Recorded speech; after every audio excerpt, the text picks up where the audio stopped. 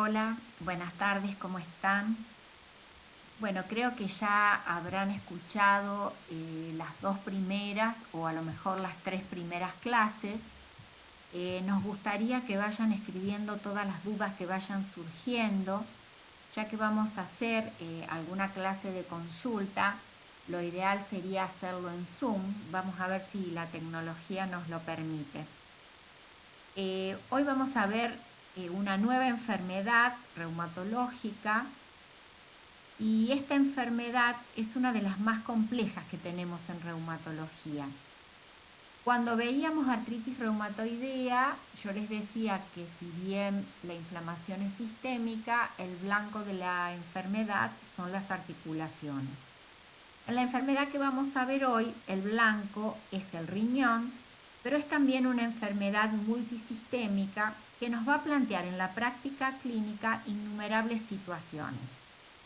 El origen de esta enfermedad y del nombre de la enfermedad está lleno de interesantes anécdotas que comienzan en la época de Hipócrates, 400 años antes de Cristo. Y si bien es bastante difícil determinar cómo surgió la denominación de esta enfermedad, el término lupus se sabe comenzó a utilizarse durante el Imperio Romano para referirse a enfermedades que presentaban distintos tipos de lesiones en la cara. En latín, el término lupus significa lobo. El nombre de lupus eritematoso ya fue introducido por Robert Williams en el siglo XVIII, tratando de describir todas las lesiones de piel que al principio se pensaban que eran de diferentes enfermedades hasta que después se aunaron en una sola. Hoy sabemos que esta enfermedad es sistémica y por suerte su pronóstico ha cambiado favorablemente en estas últimas décadas con distintos tratamientos que vamos a ver más adelante. Bueno, ahora vamos a conocer un poco de la enfermedad.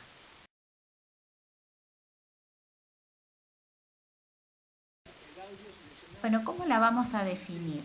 La vamos a definir como una enfermedad autoinmune compleja. Está caracterizada por una afectación orgánica sistémica, si bien dijimos que el blanco es el riñón. Y se caracteriza por la presencia de múltiples autoanticuerpos. Es la enfermedad reumática que mayor cantidad de autoanticuerpos tiene. Vamos a ver que el curso de la enfermedad también está relacionada con los distintos anticuerpos, con la presencia de estos distintos anticuerpos. Y tanto el curso de la misma como su pronóstico son muy variables.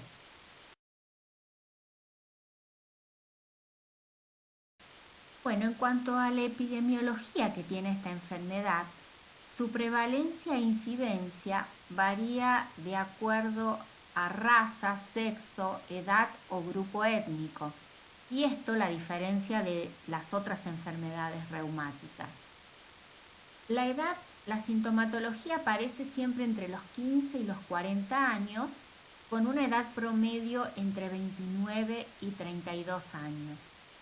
Fíjense la relación en cuanto al sexo. La relación mujer-hombre es 10:1. Recuerden que en artritis reumatoidea teníamos una relación 3:1. Y si se fijan, la edad promedio de aparición es la etapa más reproductiva de la mujer. En cuanto a la incidencia familiar, hay agregación familiar y esta es una de las pocas enfermedades en las cuales hay grupos de estudios a nivel internacional. Hay uno en Europa y hay otro en Latinoamérica. El grupo de estudio de lupus en Latinoamérica se llama GLADEL. Ha hecho estudios bastante interesantes, entre ellos estudios en cuanto a la raza. Fue mayor en este estudio en mestizos, en clases altas, y si bien a nivel internacional la frecuencia de la enfermedad es mayor en la raza negra, en Latinoamérica se presenta con más frecuencia en los mestizos. es decir, la unión de los blancos con los amerindios.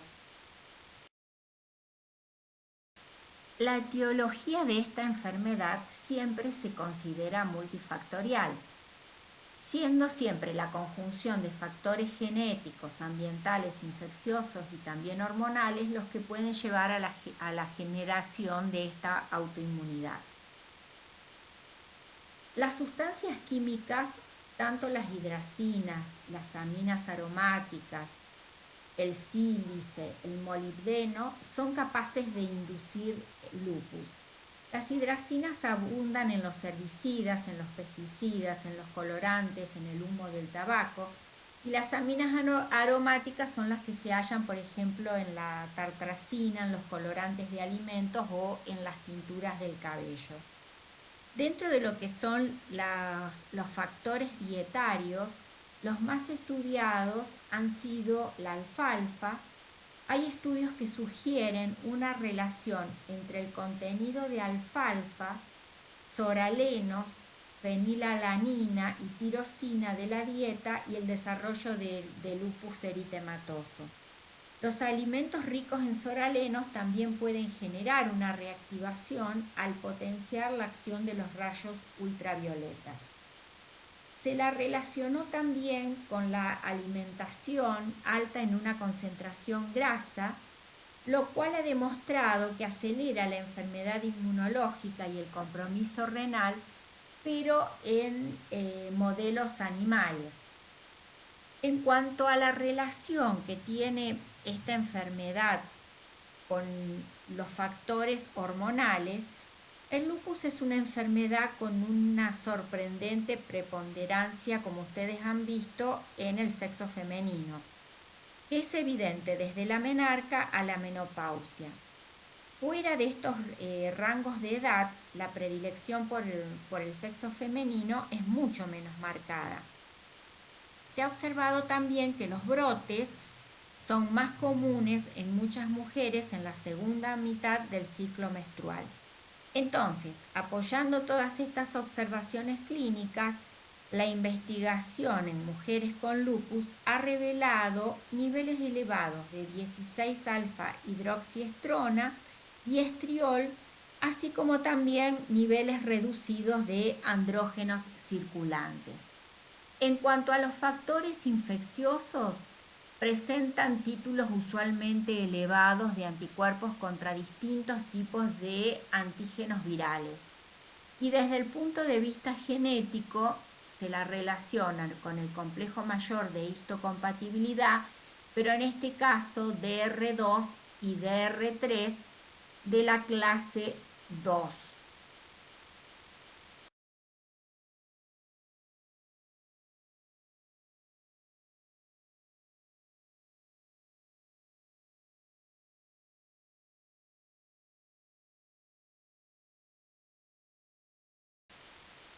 El lupus es una enfermedad autoinmune que se caracteriza por una ruptura de la tolerancia inmunológica a los antígenos propios.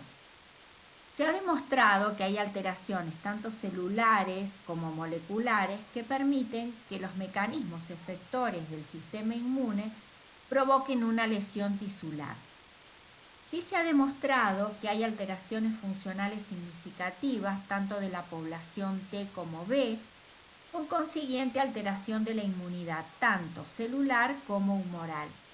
Se observó sí una disminución de los linfocitos T, tanto helper como supresores y citotóxicos, una hiperreactividad de los linfocitos B que favorece la producción de una hipergamma-globulinemia policlonal, un aumento de los complejos inmunes circulantes y de autoanticuerpos, y una disminución del clearance de complejos inmunes circulantes con alteración de la regulación del sistema idiotipo-antidiotipo, como así también alteraciones de los mediadores solubles, una disminución de la interleuquina 2 y del interferón gamma, con aumento de la interleuquina 4, 5 y 6.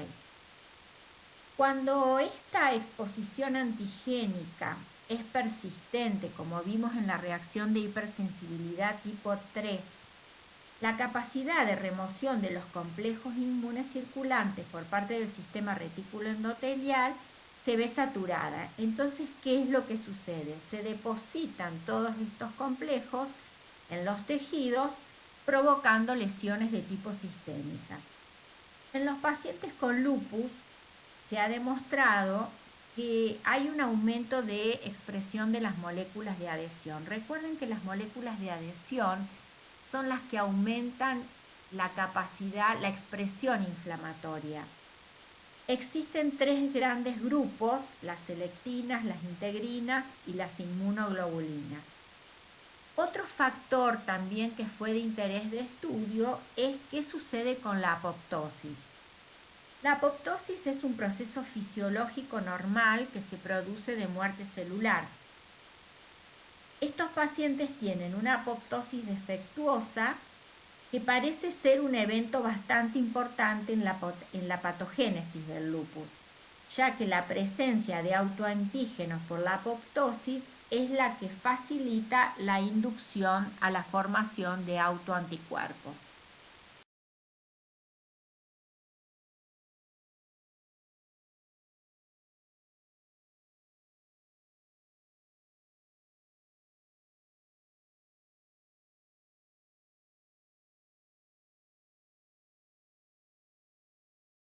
Esta enfermedad tiene una naturaleza crónica, tiene manifestaciones de tipo proteiforme, puede presentar repetidos episodios de exacerbación y no tiene un cuadro clínico único característico. El diagnóstico siempre se basa en el análisis de las distintas manifestaciones, tanto clínicas, serológicas y anatomopatológicas. Y es por eso que el Colegio Americano de Reumatología decidió ya hace años elaborar criterios diagnósticos para esta enfermedad que ayuden al clínico. Son 11 los criterios diagnósticos que elaboraron, y si ustedes se fijan, ya los vamos a ir viendo uno por uno. Tenemos en los primeros compromiso de piel, compromiso también a nivel de las mucosas, artritis, serositis, los trastornos renales, los neurológicos, los hematológicos y por último los inmunológicos. Son 11. Si un paciente presenta 4 de estos criterios, es altamente sospechoso de que el paciente pueda tener un lupus. Es decir, estos criterios tienen prácticamente una sensibilidad y una especificidad del 96%.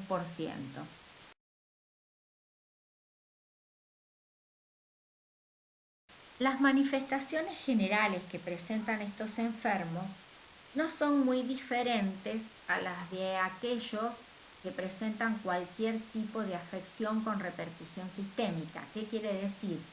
Que todos estos pacientes pueden presentar astenia, anorexia, pérdida de peso y fiebre.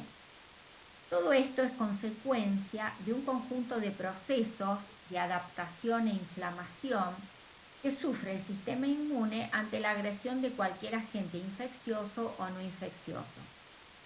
En estos pacientes el sistema nervioso central reconoce estímulos producidos por diferentes citoquinas de origen sistémico, como pueden ser la interleuquina 1, el factor de necrosis tumoral alfa, que inducen a la producción local de prostaglandina de tipo E, que actuaría como neurotransmisores sobre los centros del hipotálamo para inducir la elevación de temperatura y así provocar fiebre.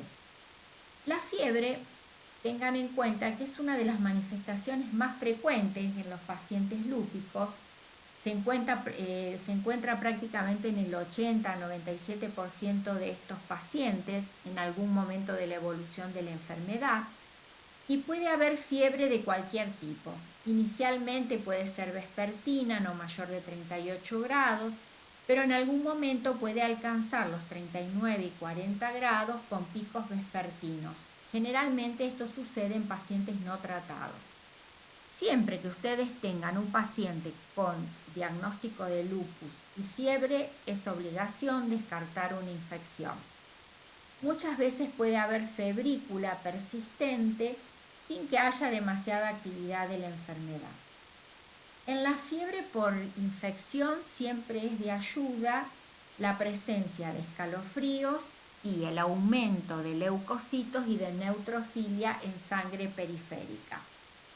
Las manifestaciones del lupus que más se asocian con fiebre son la dermatitis, la artritis, la pleuropericarditis, la leucopenia, niveles altos de alfa-2 globulina, ¿sí?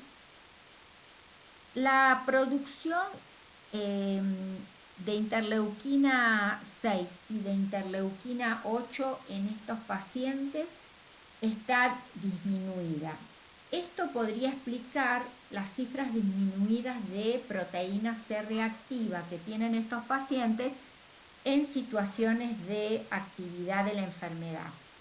Sí se ha observado que la proteína C reactiva se encuentra en valores elevados en pacientes que cursan con complicaciones infecciosas. Entonces, esto serviría como diagnóstico diferencial muchas veces en aquellos pacientes que no sabemos si realmente están ante una reactivación de la enfermedad o ante la presencia de un proceso infeccioso. Los registros más altos en general de PCR se encuentran en pacientes que complican el lupus con una tuberculosis o con una micosis.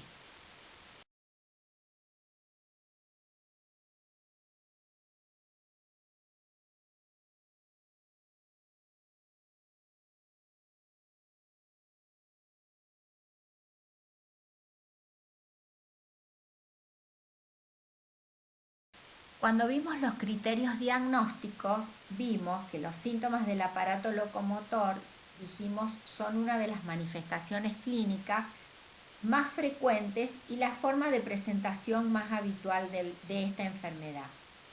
La participación articular varía desde simples artralgias hasta una artritis deformante que se denomina artritis deformante o síndrome de Charcot. Puede manifestarse como una poliartritis indistinguible a la de una artritis reumatoidea, pero en su evolución siempre vamos a ver los cambios y las diferencias. Si ustedes observan en esta imagen y en las dos imágenes de radiografía, vemos que estos pacientes presentan desviación cubital, presentan también un pulgar en Z, dedos en cuellos de cisne, pero lo que no van a presentar estos pacientes son erosiones típicas como las de la artritis reumatoidea. ¿Por qué? Porque estos pacientes no fabrican panus. Lo que sí tiene como característica esta artritis deformante es la hiperlaxitud. Y si ustedes palpan la mano del paciente, esta deformación es totalmente reductible.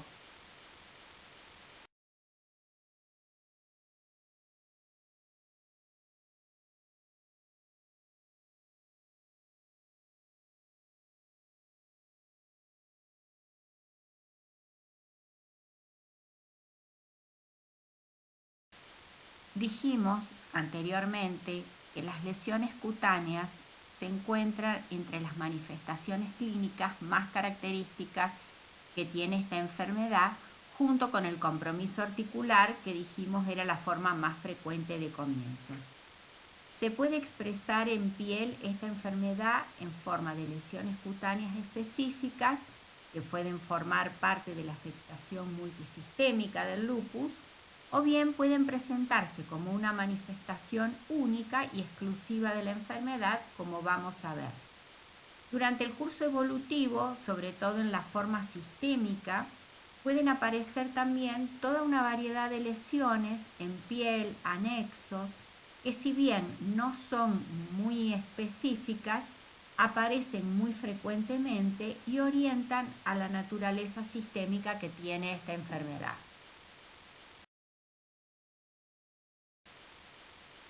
Según las características clínico-patológicas y evolutivas que pueden presentar las lesiones en piel, las podemos dividir en tres grupos: el lupus eritematoso cutáneo agudo, el subagudo y el crónico. El tipo agudo se acompaña generalmente del compromiso sistémico de la enfermedad. El crónico lo hace solamente un 5 a 10% y el subagudo está en la mitad de los casos. ¿Por qué sería importante el reconocimiento y valoración de estas lesiones? Porque en realidad el poder identificarlas nos orienta hacia la variante de lupus que presenta el paciente y al probable pronóstico que pueda tener esta enfermedad. En el lupus eritematoso cutáneo agudo aparecen las típicas imágenes, el típico signo, de eritema en alas de mariposa, que lo que hace es describir una localización clásica del rash que aparece sobre la nariz, las mejillas y que se puede extender también sobre la frente y el mentón. Es muy característica esta forma del lupus cutáneo. En realidad son máculas o pápulas de tipo eritematosas que tienden a confluir, tienen un grado de inflamación variable de acuerdo a cada paciente, precipitan por la exposición al sol, es decir, tienen fotosensibilidad. La presencia de estas lesiones tiene un valor diagnóstico y prácticamente se encuentra en el 50% de los pacientes. Muchas veces evolucionan en días o semanas y coinciden con fiebre u otros síntomas de compromiso sistémico. En general, este tipo de lesiones mejora sin dejar atrofia o cicatriz, pero si han estado presentes durante mucho tiempo, puede ser que la piel tenga un daño residual de tipo adelgazamiento. En estas fotos de una paciente lúpica podemos ver cómo ese rash se localiza en la zona de la nariz, en la mejilla. Fíjense que en la mejilla en algunas zonas son máculas, en otras son pápulas, muchas veces se lesionan. Y algo importante que no les dije anteriormente es que este tipo de rash, fíjense que respeta el surco nasogeniano. ¿Y por qué nos va a servir identificar esto? Más adelante vamos a ver otra enfermedad reumática que se denomina dermatomiositis, y la dermatomiositis no respeta este surco nasogeniano y tiene lesiones que son bastante similares a la del rash cutáneo, del lupus. Por lo tanto, es una de las formas en las que podemos hacer diagnóstico diferencial.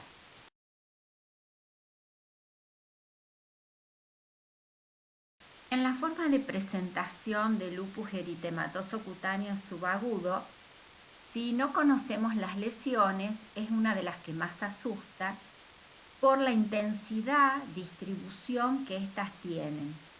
Son lesiones de tipo eruptivas que están localizadas siempre en las zonas fotoexpuestas de la piel y tienen la característica que aparecen en brotes.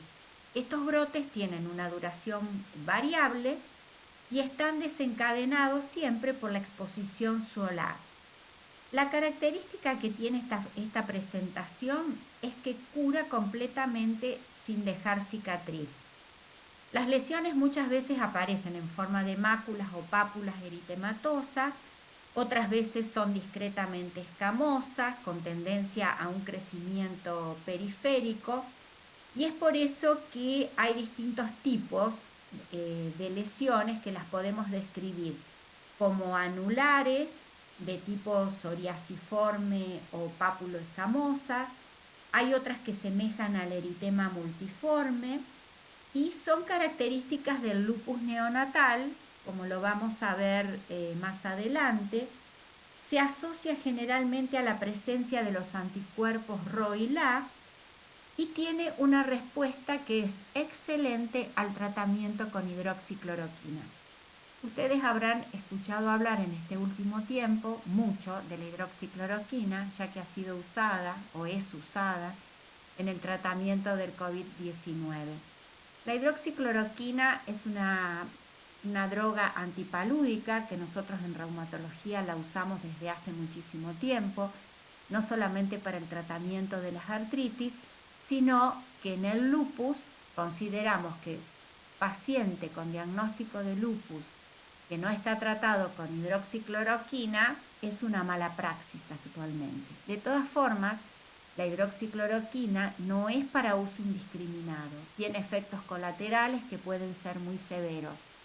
Tiene efectos a nivel del aparato cardiovascular, provoca un aumento del QT, puede provocar arritmias cardíacas, puede provocar lesiones a nivel ocular que son muy serias, pero en el caso del lupus subagudo, evaluando muy bien al paciente, como la hidroxicloroquina tiene la característica de tener una adherencia muy importante a la melanina, se une a la melanina de la piel y le hace una pantalla a la piel, disminuyendo así la fotosensibilidad que tienen los pacientes en esta enfermedad. Y de ahí la utilidad de esta droga. En esta imagen vemos un paciente con lupus eritematoso cutáneo subagudo y en este caso las lesiones son más bien de forma anular, son redondeadas, tienen un borde activo y fíjense que algunas ya tienen un centro un poco más claro. El borde muchas veces puede ser pápulo eritematoso, eritémato descamativo, a veces y muy pocas veces puede ser necrótico. En el caso del lupus eritematoso cutáneo crónico, las lesiones son localizadas preferentemente en la cara, son de curso crónico y persistente y son muy resistentes a los tratamientos y evolucionan generalmente a una cicatriz que es permanente. Prácticamente el 90% de estos pacientes afectan piel y durante mucho tiempo o nunca pueden tener manifestaciones sistémicas. Generalmente, sí, serológicamente van acompañados de anticuerpos como el FAN, que es positivo. La lesión más típica es el lupus eritematoso discoide, que son pápulas o placas eritematosas que pueden ser descamativas o hiperqueratóxicas, que son de tamaño y número variable y que tienen siempre la tendencia a hacerse crónicas. Muchas de ellas tienen un crecimiento periférico que va dejando cicatrices atróficas y en esa zona se pierden los anexos y se altera la pigmentación. Las zonas más frecuentemente afectadas son la cara, el cuero cabelludo, donde dejan cicatrices alopécicas que son persistentes, y es bastante característica la localización periauricular. Si las lesiones algunas veces afectan el tronco y las extremidades, la enfermedad se conoce como lupus eritematoso discoide diseminado, que es una forma de presentación mucho más frecuente en los varones. Estadísticamente es muy poca la población que tiene esta forma de presentación.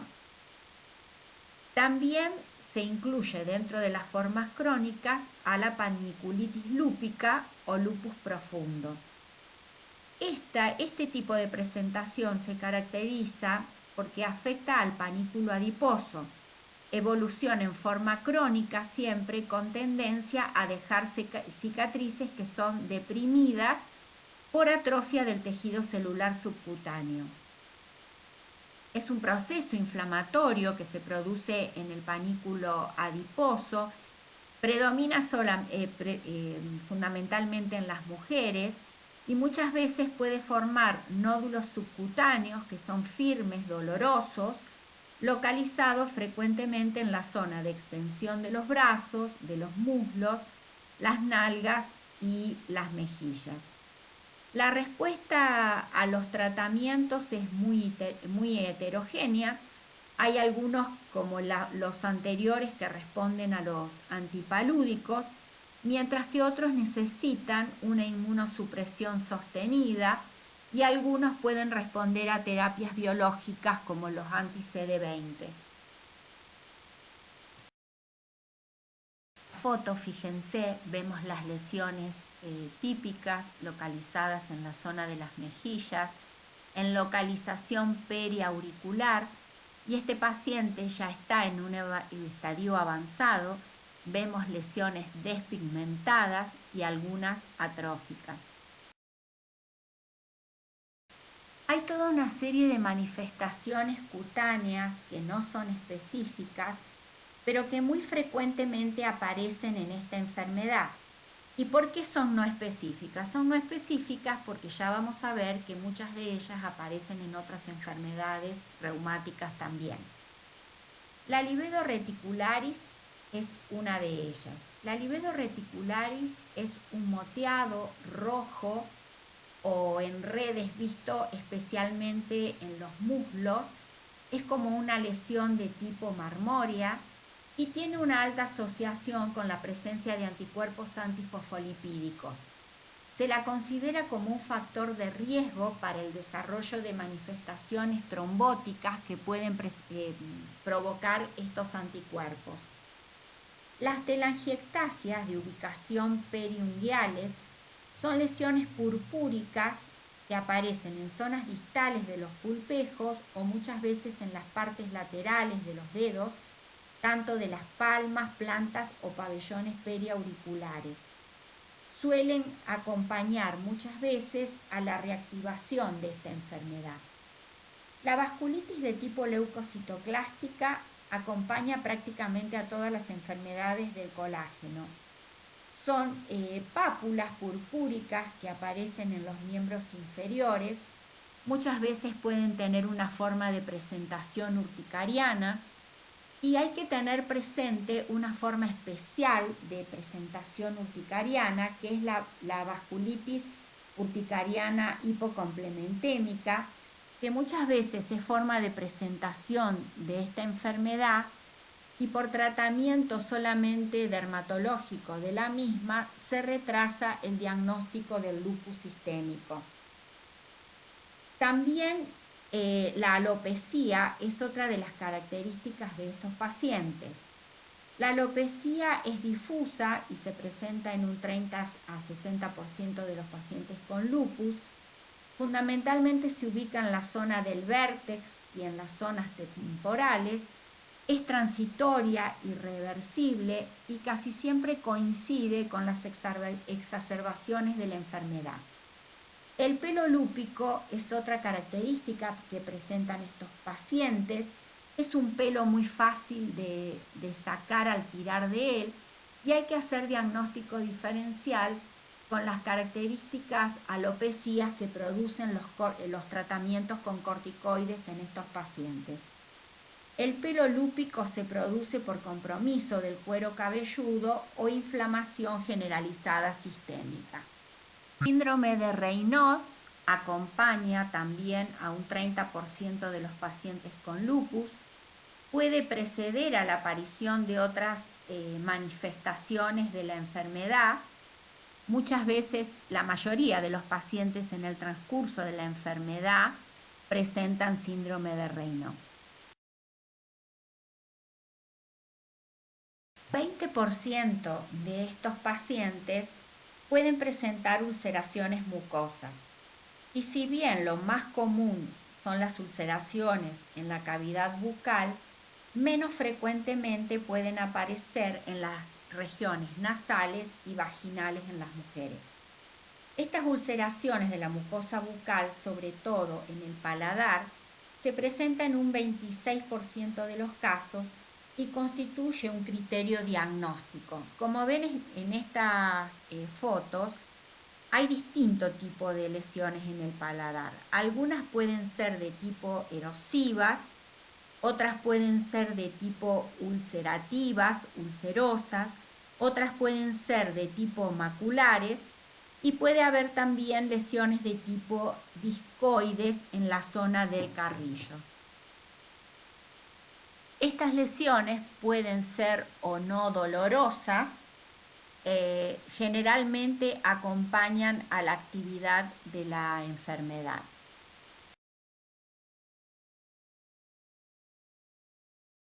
Vamos a ver ahora cuáles son las manifestaciones cardiovasculares que pueden presentar estos pacientes. El aparato cardiovascular es muy frecuentemente afectado en esta enfermedad. Más del 50% de los pacientes lo van a comprometer en el transcurso de la enfermedad y en distintos grados.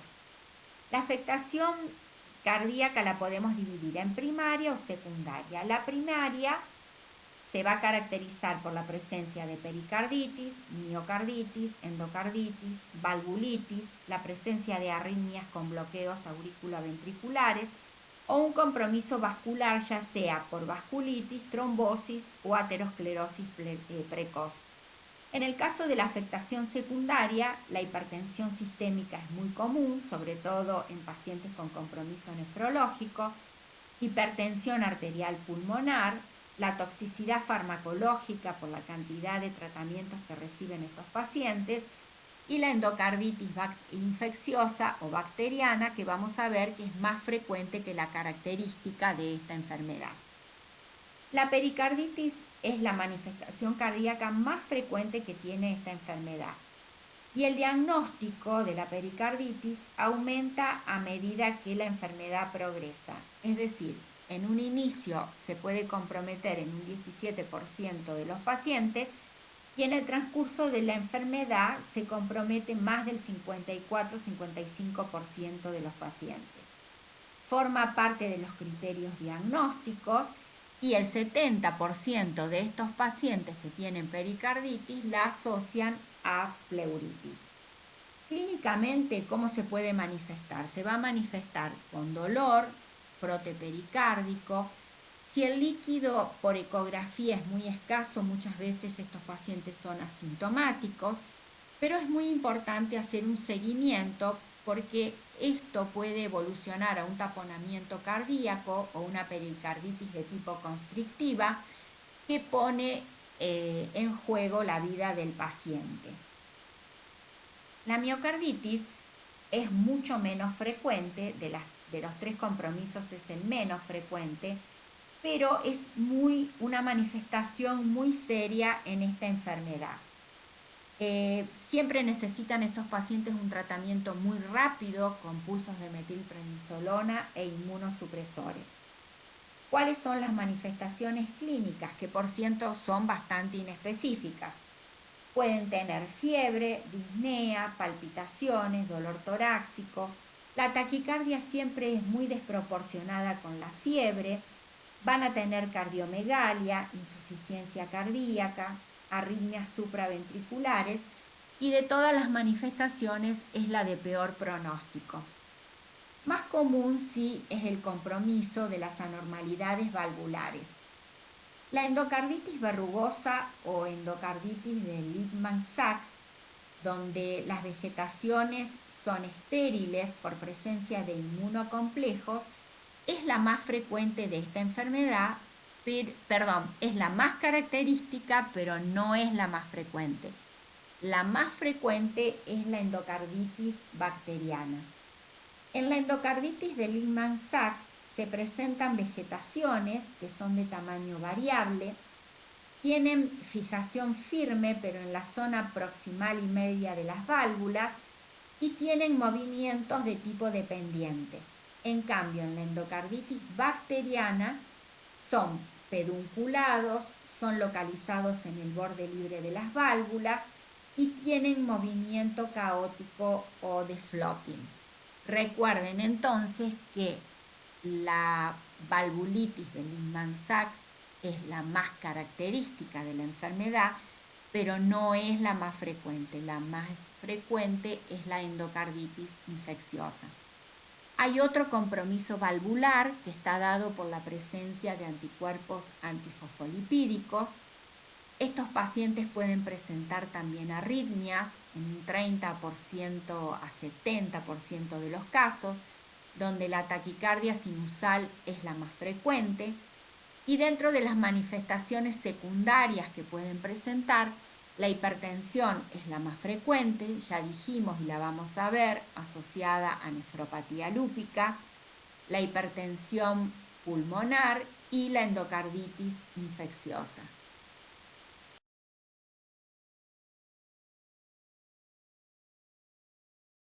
compromiso pleuropulmonar es muy frecuente en esta enfermedad y se puede esperar tanto como forma de presentación de la misma o puede aparecer en la evolución de la enfermedad.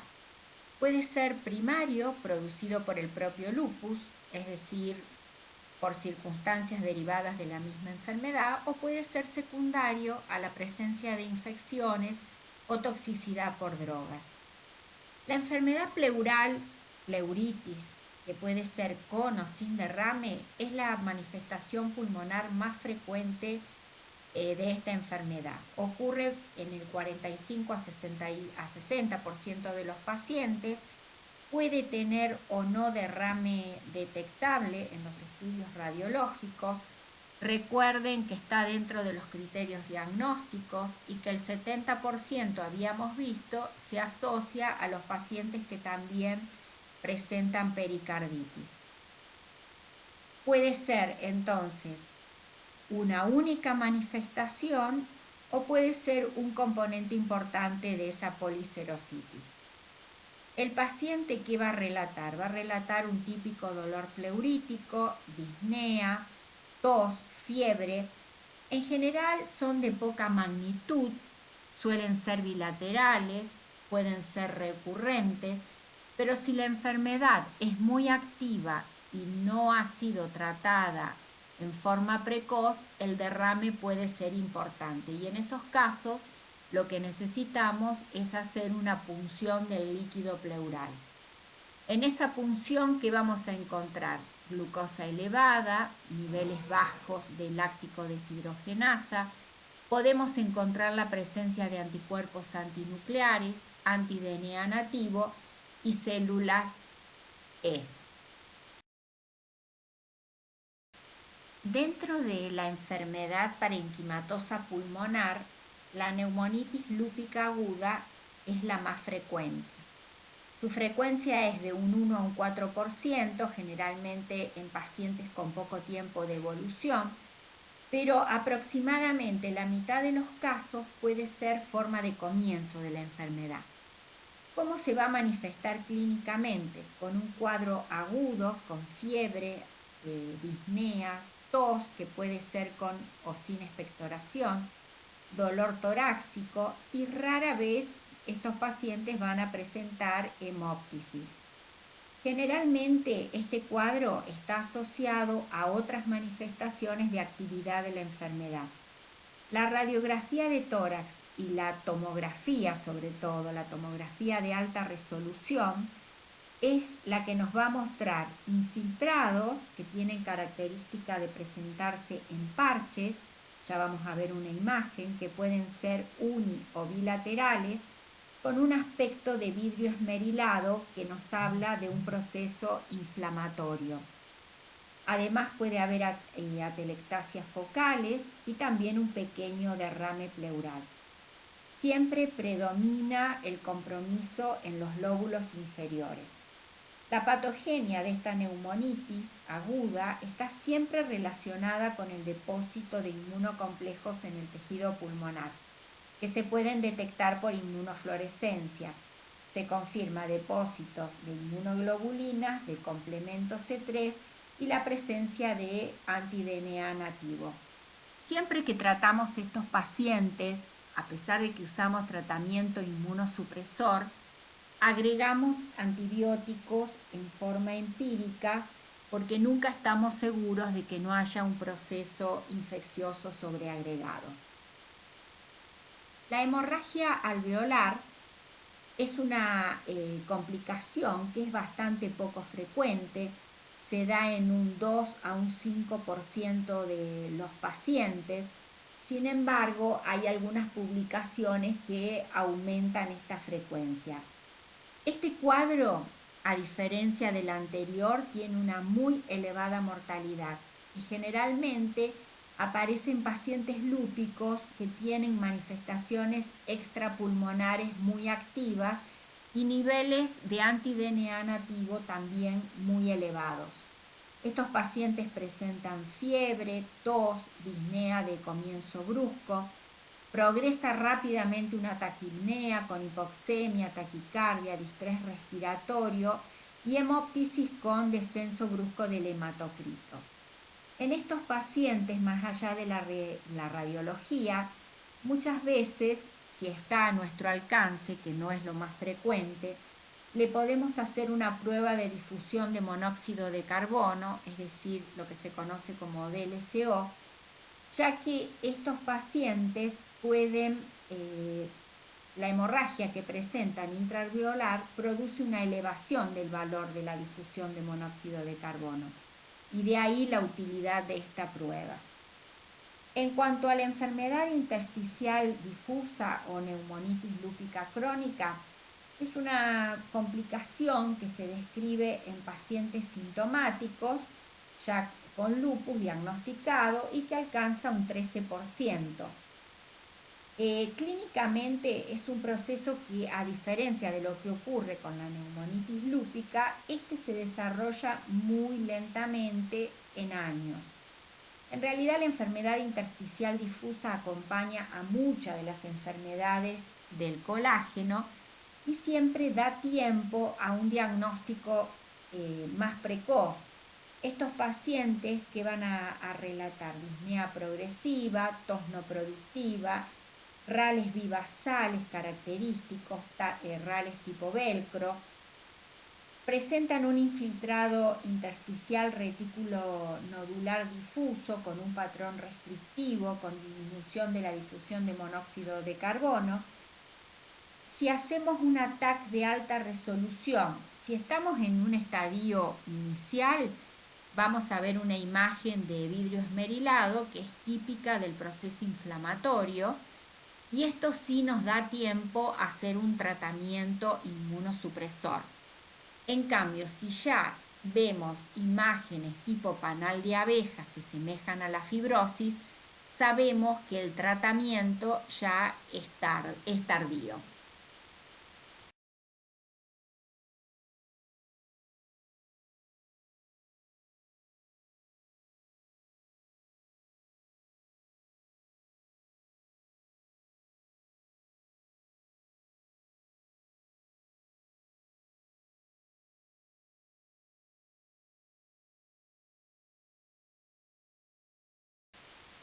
Esta es una imagen típica de una neumonitis lúpica. Si se fijan, aparecen infiltrados en parches, en este caso son bilaterales, hay algunas atelectasias focales y derrame pleural. Siempre en la neumonitis lúpica, recuerden, predomina el compromiso de los lóbulos inferiores. Dentro de la enfermedad vascular pulmonar, la hipertensión pulmonar tiene una incidencia entre un 5 a un 15% y siempre se asocia al fenómeno de Raynaud, a la presencia de anticuerpos antifosfolipídicos, a las vasculitis o también a la enfermedad parenquimatosa, que lleva a una oclusión vascular e hipertensión de la arteria pulmonar. Los pacientes que cursan con fenómeno de Raynaud e hipertensión pulmonar tienden a tener mayores valores de presión sistólica de la arteria pulmonar, por lo que el Raynaud nosotros lo consideramos como un marcador muchas veces de mal pronóstico. Si bien el ecocardiograma Doppler es un estudio indicado para la búsqueda de esta hipertensión, el gol estándar es el cateterismo cardíaco derecho. El tromboembolismo pulmonar también puede estar presente en esta enfermedad. Generalmente se lo relaciona con la presencia de anticuerpos antifosfolípidos. Hay que tenerlos presentes en aquellos pacientes que asocian al lupus estos anticuerpos. Se presenta en forma de disnea aguda, muchas veces con hemóptisis de un 5 a un 10%. También estos pacientes pueden presentar enfermedad de la vía aérea superior, como lo hacen también los pacientes con artritis reumatoidea. Pueden tener una crisis cricoaritenoidea con epiglotitis, laringitis o traqueitis necrotizante, y generalmente aparece en pacientes que tienen un lupus activo. También puede aparecer como compromiso secundario la infección. Recuerden que el pulmón de estos pacientes puede verse siempre comprometido indirectamente por manifestaciones extrapulmonares. Por ejemplo, un derrame pleural causado por un síndrome nefrótico. La infección siempre es la causa más frecuente de compromiso pulmonar en el lupus, dado que tanto el tratamiento que realizamos en estos pacientes con corticoides, inmunosupresores y la alteración inmune propia que tiene la enfermedad influyen para la aparición de esta complicación. Siempre debe descartarse la posibilidad de una infección por bacterias, por tuberculosis o por micosis. Vamos a ver ahora qué pasa en el órgano blanco de esta enfermedad, que es el riñón. El compromiso renal es una de las principales causas de muerte y mortalidad en el lupus, a pesar de que la primera causa de mortalidad son las infecciones. El compromiso renal se encuentra en el 60% de los pacientes lúpicos y no parece diferir de acuerdo a la edad de comienzo de la enfermedad. Todas las estructuras del riñón pueden ser afectadas, si bien es el daño glomerular el que sufre el más significativo. Se presenta con una gran variabilidad de manifestaciones clínicas. No siempre existe una correlación entre la presencia de las alteraciones del sedimento urinario y el grado de lesión renal, lo que jerarquiza así la utilidad de la punción renal.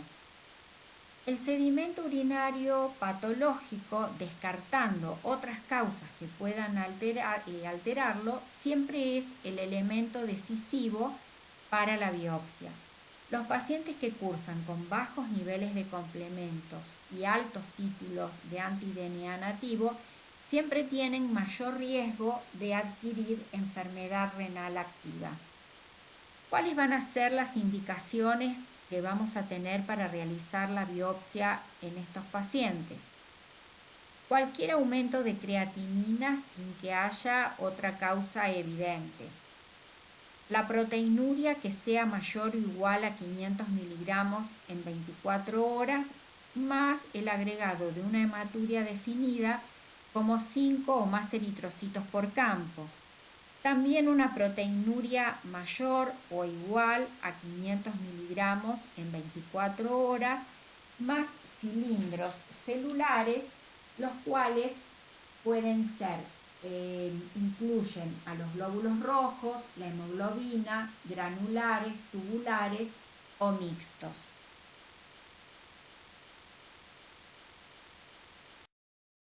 Esta es la clasificación que utilizamos actualmente para evaluar las biopsias de los pacientes con lupus. La clasificación consta de 6 clases. Tenemos una primera clase a la que llamamos nefritis lúpica mesangial mínima, donde los glomérulos son normales por microscopía óptica, pero tienen mínimos depósitos mesangiales cuando se evalúan por inmunofluorescencia. La clase 2 corresponde a una nefritis lúpica mesangial también, pero ya con algún aspecto proliferativo.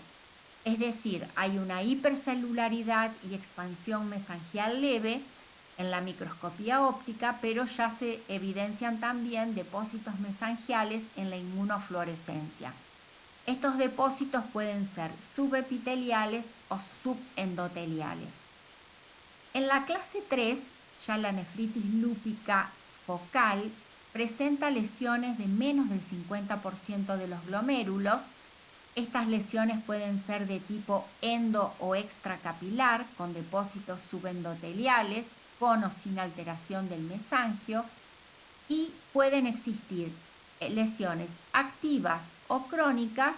Por eso es que se subdividen en 3 subclases: las que tienen lesiones activas, las que tienen lesiones activas y crónicas, y las que tienen lesiones crónicas inactivas ya con cicatrices. En la clase 4, que corresponde ya a una nefritis lúpica difusa, Las lesiones aparecen en más del 50% de los glomérulos, con depósitos difusos subendoteliales, también con alteraciones mesangiales. Pueden tener lesiones de tipo activas o crónicas. Y además, estas pueden ser segmentarias cuando afectan a más del 50% de los glomérulos, pueden ser globales cuando los glomérulos afectados tienen más de la mitad del ovillo con lesiones. Y en esta clase ya se incluyen algo que es muy importante, que son los depósitos en asa de alambre. La clase 5 corresponde a la nefritis lúpica membranosa, donde se produce un engrosamiento de la membrana basal glomerular con depósitos inmunes que pueden ser globales o segmentarios en la vertiente subepitelial de la membrana basal. Esto se puede asociar con expansión también mesangial. Puede aparecer una combinación con la clase 3 o 4 y también puede tener un avanzado grado de esclerosis. La clase 6 ya corresponde a una nefritis lúpica esclerosada con afectación de más del 50% de los glomérulos sin actividad residual. Bueno, para tranquilidad de ustedes, en realidad no es lo más importante saber esa clasificación. Si bien, bueno, tenemos que tener la idea de que la clasificación existe, y es importante también para saber el grado de glomérulos que están comprometidos, también para saber cuándo puede ser y cuáles son las manifestaciones que son leves y más graves. Pero en realidad lo más importante de evaluar en una biopsia es la relación que hay entre los índices de actividad y de cronicidad en el riñón. ¿Cuáles son las lesiones glomerulares que son marcadoras de actividad? Son siempre la hipercelularidad endocapilar, la cariorexis, la necrosis fibrinoide, la ruptura de la membrana basal del glomérulo, la aparición de semilunas con depósitos subendoteliales, las asas de alambre y los trombos hialinos. ¿Y cuáles son las manifestaciones o lesiones marcadoras de cronicidad? Son la esclerosis glomerular, las adherencias fibrosas y las semilunas fibrosas. Cuando evaluamos siempre una biopsia renal, lo más importante es la relación actividad-cronicidad. Nosotros sabemos que un riñón que está muy activo siempre tiene posibilidades de tratamiento inmunosupresor. En cambio, cuando nos encontramos con imágenes de excesiva cronicidad en la biopsia renal, sabemos que es un riñón que tiene muy pocas posibilidades de recuperarse. Manifestaciones neuropsiquiátricas no son poco frecuentes en los pacientes lúpicos. Tienen una incidencia entre un 25 a 75% y la expresión más frecuente de compromiso neurológico en la práctica es la aparición de la cefalea. Originalmente se interpretaba que la afectación del sistema nervioso central se debía a las vasculitis que pueden presentar estos pacientes. Sin embargo, se ha demostrado que la verdadera vasculitis no supera más del 7%. En realidad sí predominan cambios inespecíficos de pequeños vasos, produciendo microinfartos o hemorragias. Es muy poco probable que sea uno solo el mecanismo responsable de todas estas manifestaciones, como vamos a ver en la siguiente imagen, que es muy extensa. Los probables mecanismos adjudicados son un sostenido efecto por parte de las citoquinas sobre el endotelio vascular, lesiones mediadas por autoanticuerpos, disfunción de los plexos coroideos y una anormal respuesta del eje hipotálamo pituitario. Las microhemorragias son frecuentes en el neurolupus, pero no así las grandes hemorragias que pueden aparecer de tipo subaracnoideas intracerebrales, subdurales, que solamente tienen una prevalencia no mayor, del 7%. Bueno, como ustedes ven, esta es una larga lista de manifestaciones neuropsiquiátricas que puede presentar esta enfermedad. Algunas las podemos englobar dentro de lo que serían trastornos cerebrales no focales, que son los más frecuentes, se dan entre un 30 y 66% de los casos, que pueden ser la psicosis, los desórdenes afectivos, la neurosis o las disfunciones cognitivas. Algunas son atribuibles a la enfermedad, pero vemos muchas veces psicosis por tratamientos prolongados con esteroides, es decir, muchas manifestaciones también pueden ser consecuencia de los tratamientos que reciben estos pacientes. Las convulsiones se pueden presentar como gran mal, petit mal o focales en un 15 a 35% de los pacientes. Hay trastornos focales también como la mielitis transversa, los accidentes cerebrovasculares, las neuropatías craneales. Hay neuropatías periféricas por atrapamiento, como sucede también en la artritis reumatoidea.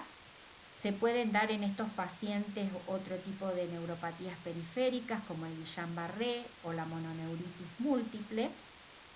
Pueden presentar trastornos en el movimiento, ateltosis, corea, Parkinson. Como ustedes ven, la lista es muy extensa.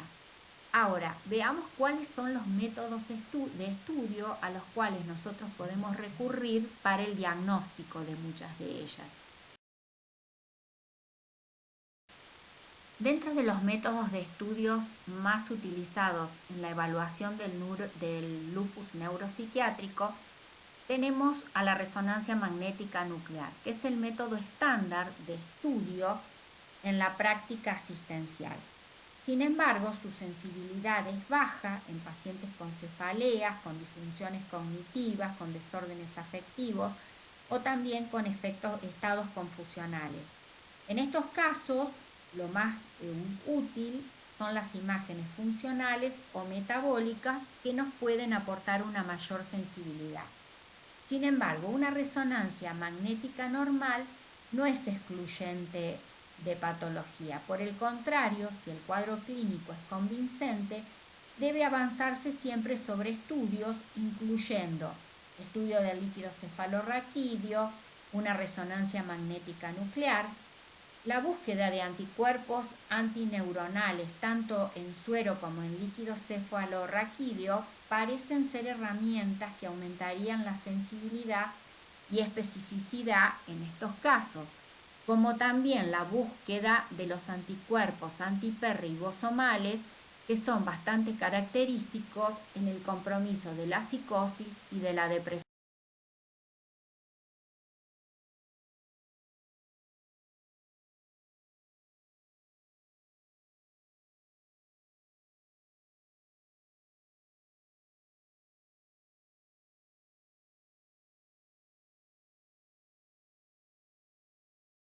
Las manifestaciones gastrointestinales son frecuentes, hasta 2/3 de los pacientes con lupus las presentan en algún momento de su evolución e incluso muchas veces pueden ser forma de presentación. Tanto las náuseas, los vómitos, la anorexia, el dolor abdominal o la diarrea pueden observarse como en cualquier enfermedad crónica. Muchas veces diferenciar las manifestaciones abdominales propias que tiene la enfermedad de aquellas que son complicaciones convencionales, como puede ser una colecistitis, una litiasis, una apendicitis, es muchas veces un desafío, particularmente cuando es la única manifestación. Dentro del compromiso de la cavidad oral ya habíamos visto que son bastante frecuentes las úlceras orales, que pueden ser indoloras, que se pueden ubicar en el paladar duro, en la cavidad bucal o en los bordes de los labios, que en el caso del lupus discoide crónico puede haber lesiones de tipo exulceradas y dolorosas. Como en todas las enfermedades del colágeno, los pacientes pueden presentar serostomía por una asociación al síndrome de Sjögren. Recuerden que se trata no solamente de una alteración en la cantidad, sino también en la calidad de la saliva. Las úlceras orales y la mucositis también puede desarrollarse en pacientes neutropénicos y siempre hay que tener cuidado con las candidiasis sobreagregadas que pueden tener estos pacientes por el uso crónico de corticoides. También de las manifestaciones gastrointestinales, tanto el esófago como el estómago se pueden comprometer por acción medicamentosa. En el caso del esófago, el 3 a 5% de los pacientes pueden tener una esofagitis con ulceraciones. Lo mismo aparece en el estómago, una gastritis o enfermedad ulcerosa. El abdomen agudo puede provocarse por vasculitis, por enteritis autoinmune, serositis o pancreatitis. Y como dijimos al principio, es bastante difícil muchas veces hacer diagnóstico diferencial con las complicaciones convencionales que pueden surgir de una colecistitis, una litiasis o una apendicitis, sobre todo cuando esto es la única manifestación. En el caso del intestino, siempre tenemos que tener presente que puede haber una vasculitis intestinal mesentérica, que siempre tiene una baja frecuencia, se da en un 1 o 2% de los pacientes, pero cuando ocurre tiene una alta mortalidad asociada. Estos pacientes pueden asociar también una enteropatía perdedora de proteínas o muchas veces asociar una enfermedad celíaca. La pancreatitis en realidad está más relacionada con el tratamiento con esteroides o inmunosupresores. Y un 10 a 50% de los pacientes pueden presentar hepatomegalia por infiltración grasa o congestión. Habíamos dicho anteriormente que la primera causa de muerte en los pacientes lúpicos son las infecciones. Y en realidad las infecciones es la complicación más temida que tiene el lupus eritematoso sistémico. Según el tipo de defecto inmunológico, son los microorganismos asociados con los cuales deberíamos sospechar. Cuando hay un déficit de complemento muy importante, donde hay alteración de la opsonización, alteración de la quimiotaxis de los polimorfos nucleares, las bacterias como el Staphylococcus aureus, el Neumococo pneumoniae, la Escherichia coli, la Klebsiella y el meningococo son los más frecuentes.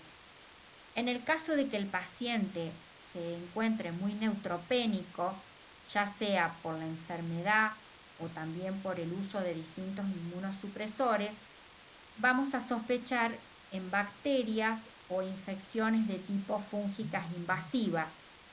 La Serratia y la Pseudomonas aeruginosa son muchas veces frecuentes.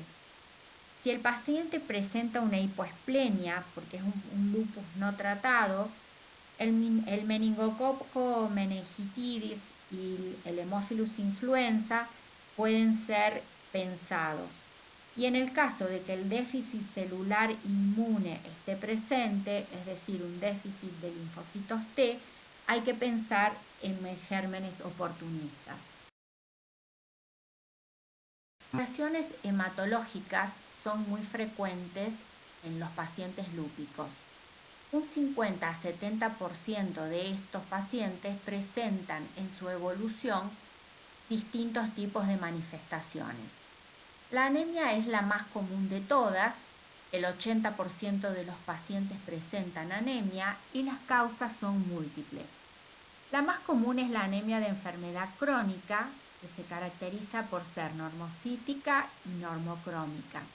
En este caso, la persistencia inflamatoria en el organismo hace que el organismo no sepa utilizar ese hierro. Los depósitos de hierro son normales, sin embargo el paciente está anémico.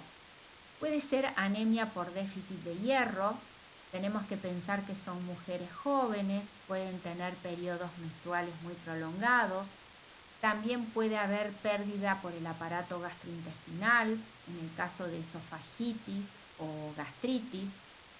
Pueden ser por fallo renal, en el caso de que los pacientes tengan un compromiso nefrológico, por depresión medular secundaria a uremias elevadas, o puede ser también por inflamación activa. Pero hay una anemia que es bastante característica en el lupus y que la vamos a ver ahora, que es la anemia hemolítica autoinmune. La anemia hemolítica autoinmune es una complicación seria que pueden presentar los pacientes con lupus. Se da en un 7 a 10% de los enfermos. Resulta siempre de la presencia de anticuerpos dirigidos a la pared del eritrocito conjuntamente con componentes del complemento. Estos anticuerpos son en general de clase tipo IgG caliente. La hemólisis ocurre siempre en el vaso, esto provoca una hepatoesplenomegalia, los pacientes presentan fiebre, dolor abdominal, vértigos, taquicardia, ictericia. Y si recuerdan, lo vimos en inmunología, estos pacientes presentan una prueba de Coombs directa que es positiva para anticuerpos de tipo IgG caliente. Anemia como la trombocitopenia son otras de las manifestaciones hematológicas que sufren estos pacientes. La leucopenia se presenta en un 40 a 60% de los pacientes, reflejando siempre actividad de la enfermedad. El recuento de glóbulos blancos no suele ser menor a los 2000 por mililitro. Valores inferiores a esto siempre hay que pensar en acción de medicamentos, infecciones o bien algún tóxico. La linfopenia nunca es menor de 1500 por mililitro. La trombocitopenia suele ser muchas veces forma de presentación de esta enfermedad y es la alteración de la hemostasia más frecuente que tienen estos pacientes. El 20% de los casos coincide con exacerbación de la enfermedad y la causa es la destrucción de las plaquetas debido a la acción de autoanticuerpos específicos o por activación plaquetaria por unión a un inmunocomplejo con una disminución de la vida media plaquetaria. Con valores menores a 30.000 plaquetas es indicación de tratamiento. Y también hay que tener muy en cuenta la trombocitopenia y pensar también que el paciente puede tener un síndrome antifosfolipídico asociado. Dentro de las manifestaciones oculares, la queratoconjuntivitis seca asociada al síndrome de Sjögren que se produce en estos pacientes es la más frecuente, se da en un 25% de los casos. Recuerden que al igual de lo que sucedía en la boca, en la serostomía, aquí se trata de una alteración no solamente en la cantidad, sino en la calidad de la lágrima. Por lo tanto, el paciente tiene que recibir tratamientos con lubricantes para que no se ocasionen úlceras a nivel de la córnea. Es frecuente encontrar también epiescleritis o escleritis y es bastante común la catarata subcapsular o postcapsular ocasionada por el uso crónico de corticoides.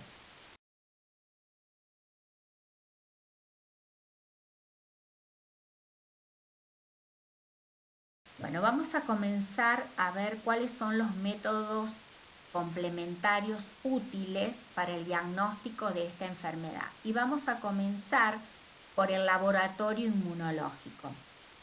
Si recuerdan, dentro de los criterios diagnósticos se encontraba el FAN o factor antinuclear. En realidad, este autoanticuerpo es marcador solamente de enfermedad autoinmune, es decir, no tiene ni especificidad de órgano ni especificidad de especie. Son innumerables las enfermedades del colágeno que lo pueden tener positivo. Es una prueba de laboratorio con una alta sensibilidad, pero con una baja especificidad. Los antígenos que reconoce habitualmente son la cromatina, los nucleosomas y el nucleolo.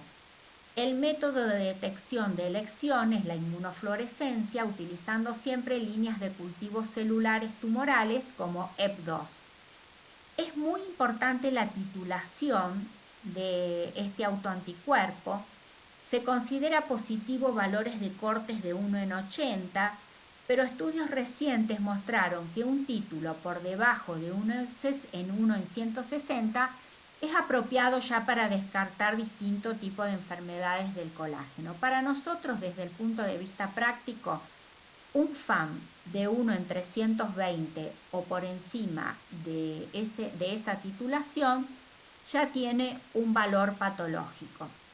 Es importante titularlo y es muy importante que el bioquímico informe qué tipo de patrón tiene ese FAM, porque por inmunofluorescencia son distintos los patrones a los que puede obedecer este autoanticuerpo.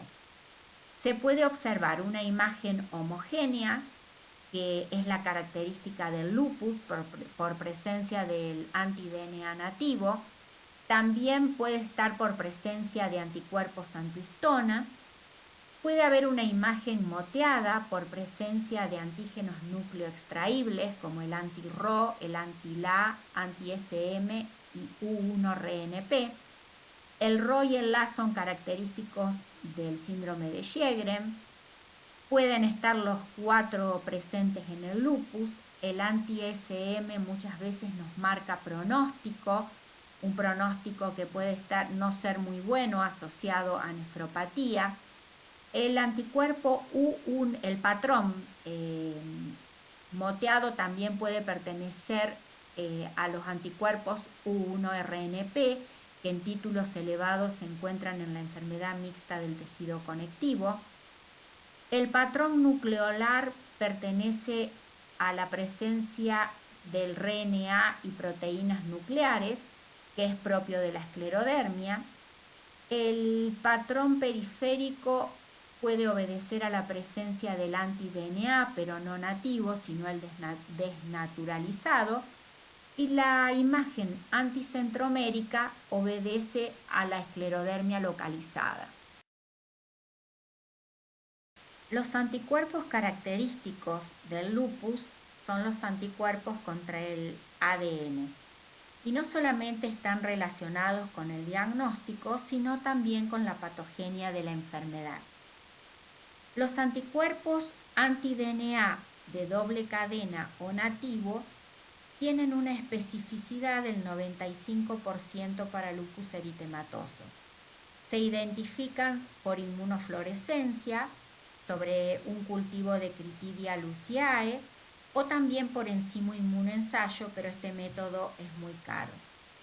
Estos autoanticuerpos se modifican con la actividad de la enfermedad, sobre todo cuando hay compromiso renal, y tienen una alta asociación a la nefritis lúpica proliferativa difusa, al lupus neuropsiquiátrico y a las manifestaciones hematológicas del lupus.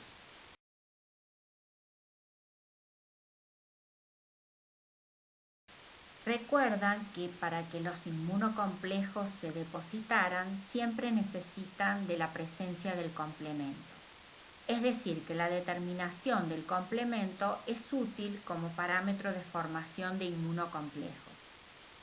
Los niveles bajos del complemento no solamente dependen de un aumento de consumo, que en este caso sería por activación inmune, sino que también puede haber una reducción de su síntesis, como por ejemplo en enfermedades hepáticas o en desnutrición. El descenso del complemento no excluye que los pacientes lúpicos puedan tener también un déficit hereditario del mismo. Recuerden que cuando medimos la vía clásica, medimos CH50, C3 y C4, y si medimos C3, medimos solamente la vía alternativa.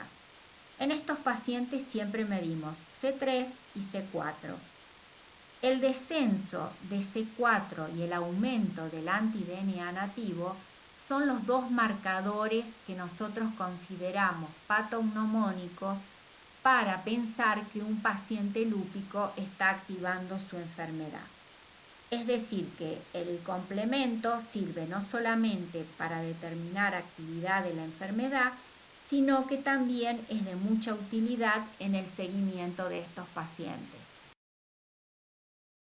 La presencia de células LE es un criterio diagnóstico de la enfermedad, pero no se correlaciona con la actividad de la misma.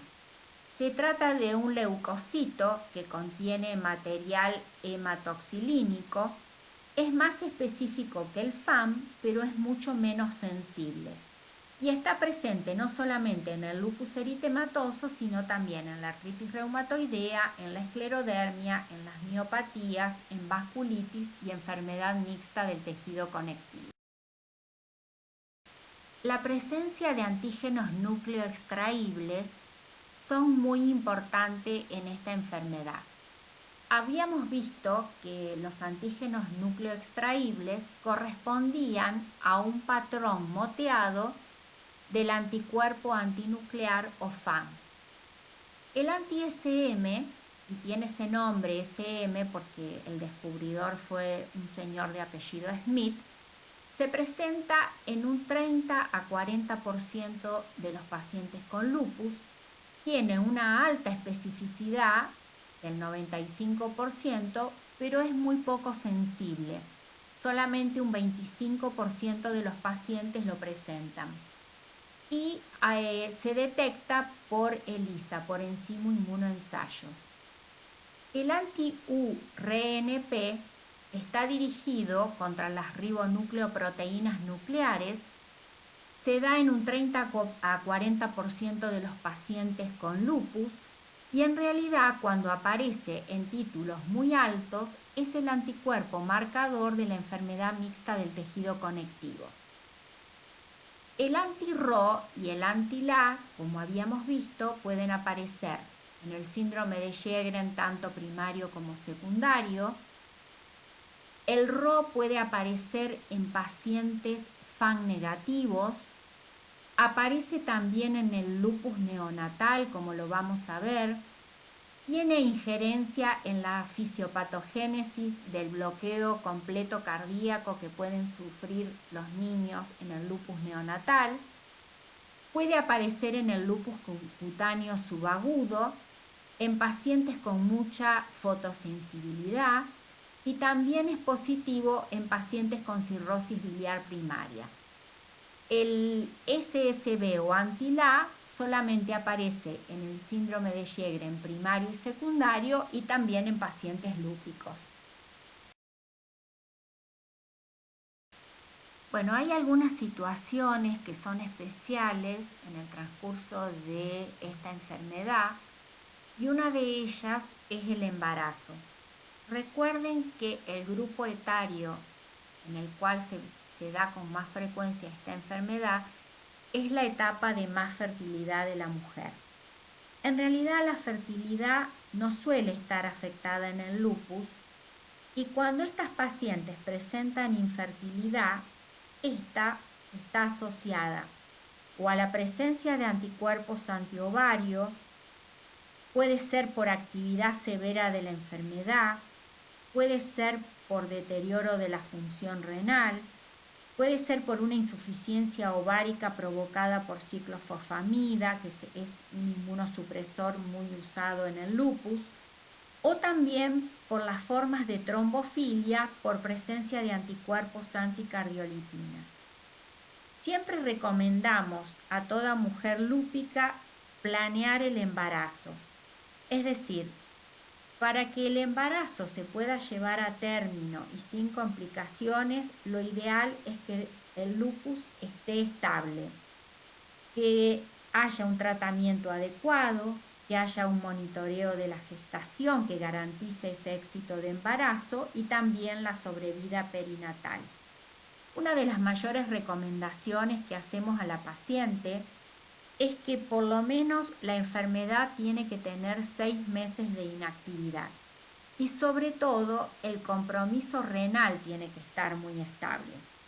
Sí es cierto que estas pacientes tienen una mayor incidencia de abortos, un 30% más que la población general, y que las muertes fetales también son frecuentes en el 50% de estas pacientes si la enfermedad se encuentra activa.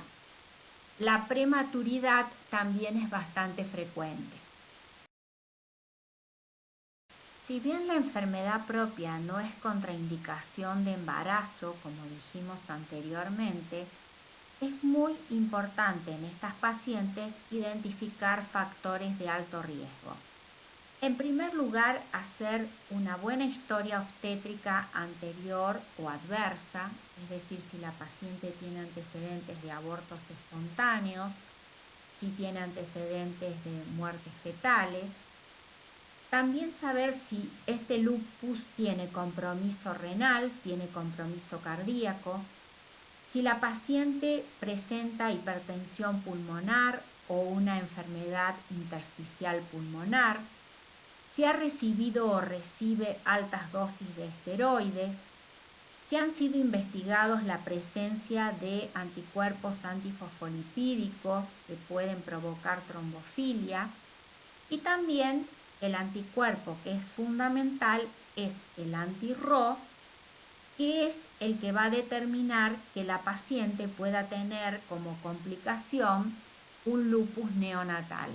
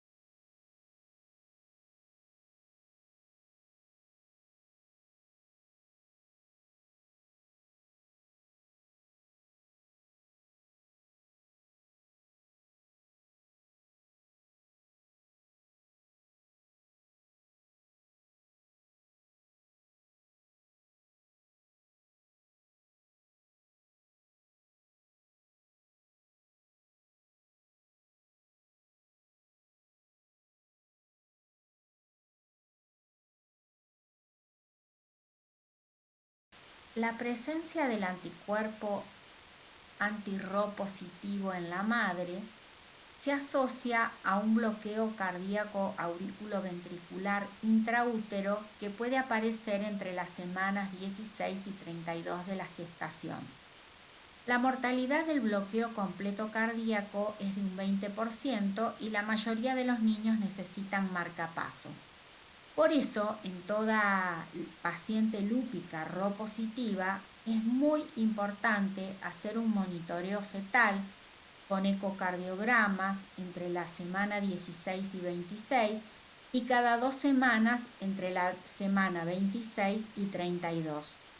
Muchas veces es muy difícil diferenciar también durante el embarazo la actividad del lupus con nefropatía de una preeclampsia asociada a esta enfermedad.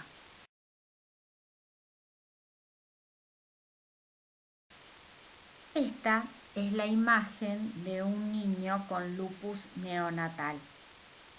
Estos niños pueden presentar una dermatitis lúpica transitoria, que se da en el 40% de los pacientes.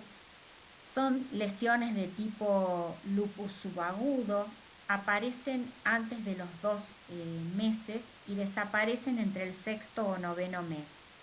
El antígeno Ro se expresa luego de la exposición a la luz ultravioleta y es el causante de la aparición de la dermatitis. El sistema Ro podría inducir también una respuesta inflamatoria en el tejido de conducción cardíaco-fetal que está muy vascularizado. Entre la semana 18 y 23 de gestación, la cantidad de antígeno Ro es comparable a la de un adulto. La mortalidad puede ser de un 5 a un 30% si esto no se detecta. De ahí la importancia de identificar a toda paciente lúpica Ro positiva que decide embarazarse o que se embaraza espontáneamente sin consultar.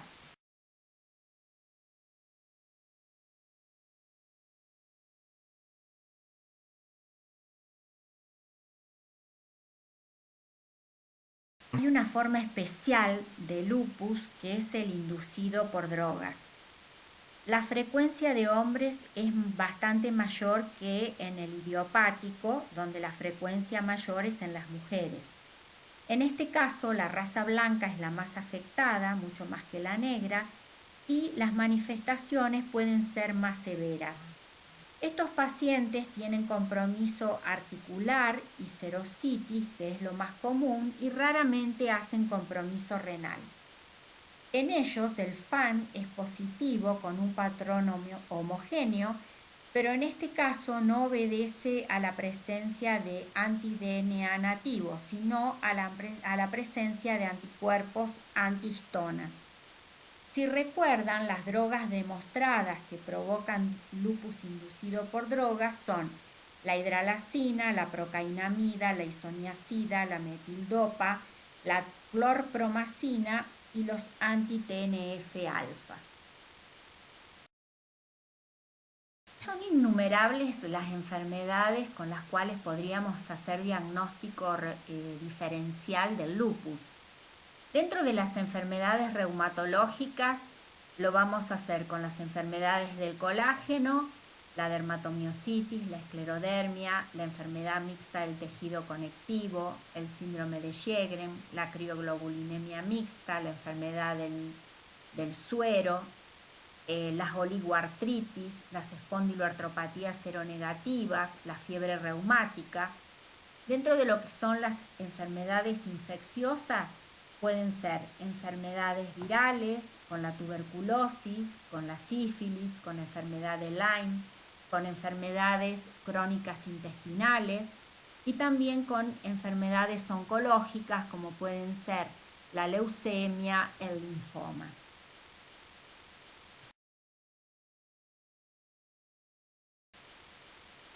Ahora vamos a ver cuáles son las medidas generales que tenemos que tomar con estos pacientes y también qué es lo que le tenemos que transmitir a estos pacientes acerca de su enfermedad. En primer lugar, es muy importante tener conocimiento de la enfermedad para lograr así una comprensión y colaboración en su tratamiento.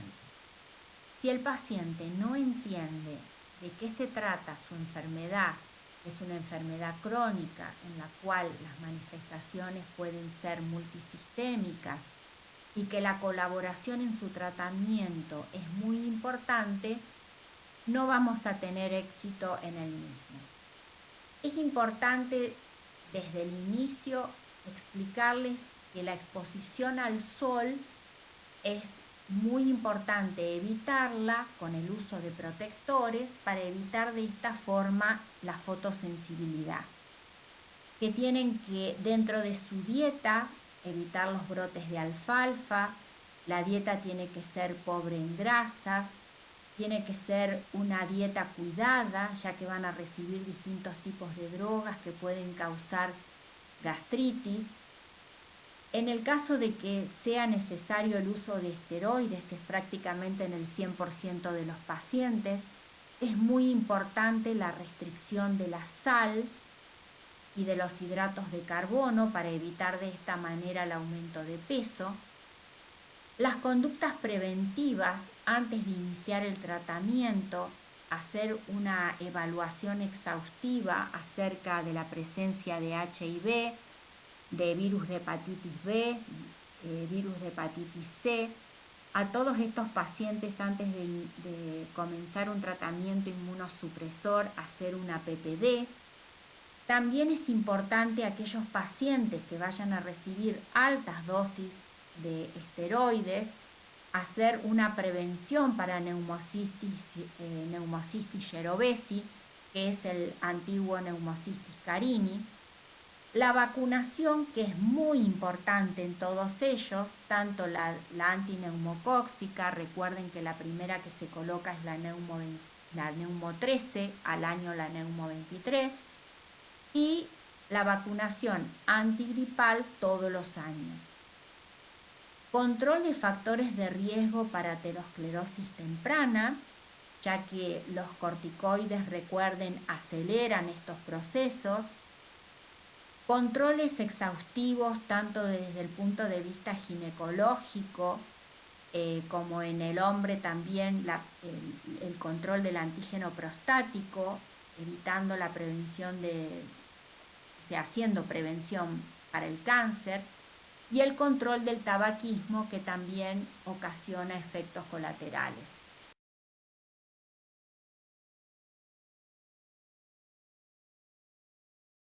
Para finalizar, veamos cuáles son los criterios que utilizamos para evaluar la actividad de la enfermedad. Uno de ellos es el SLEDAI, o índice de actividad de enfermedad, que toma distintos órganos comprometidos y les asigna un puntaje, permitiendo así medir la actividad de la enfermedad. Tenemos siempre en cuenta los títulos de anti-DNA nativo, los títulos de anti-C1Q circulante, más la medición de los complementos, que son en realidad las variables más fiables que tenemos de control de enfermedad. Siempre estos se modifican semanas antes de que el paciente presente un brote de la misma.